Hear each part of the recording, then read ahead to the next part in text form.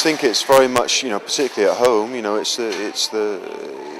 very much a community feel. The rugby club is very much a focal point for towns and villages and cities, and it's somewhere where people go to meet, and it's just for me it was just a natural progression. And the farming community have always been very strong, into their rugby, and long may it continue. Rugby was a real accident.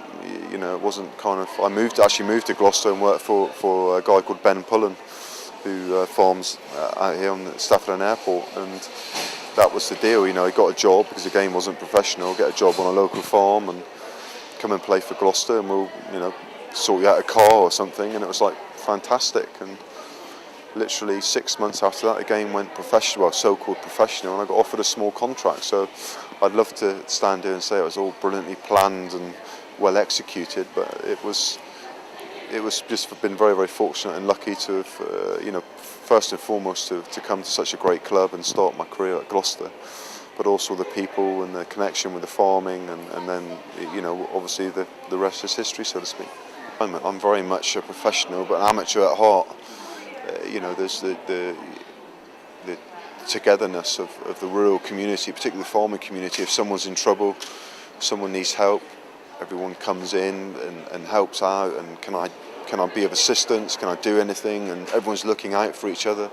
And it's very much on a rugby field, and particularly at Bude Rugby Club and Redruth and the clubs which I've been involved in, it's very much, it's about the team, it's about the sacrifice, anything to help the guys, or if someone couldn't get to training, or if you could help, or need lifts, or I'm going to be a bit late for the game today. I can remember being at home and guys coming out and helping me finish a work off so I could get away early to go to the games. So it's certainly something which always attracted me to the game was that togetherness, and along with the drinking games and the initiations and just a great feeling of camaraderie, and that's something which I've always held on to. Sometimes not to the amusement of some of my bosses, but it was always something which I wanted to do, and certainly try to keep the things which I learnt in the game alive.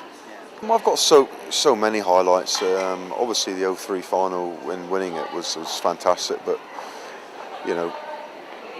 07 captaining your country in a World Cup year was a huge honour for me, and the journey of that, and reaching the final and ultimately failing at the final hurdle. But that was an extraordinary experience. Getting a Lions cap, my first Lions cap, but the last Lions tour last year with all what happened. My first game for Bude Rugby Club, playing for Bude Colts, moved to Redruth and playing for Redruth, and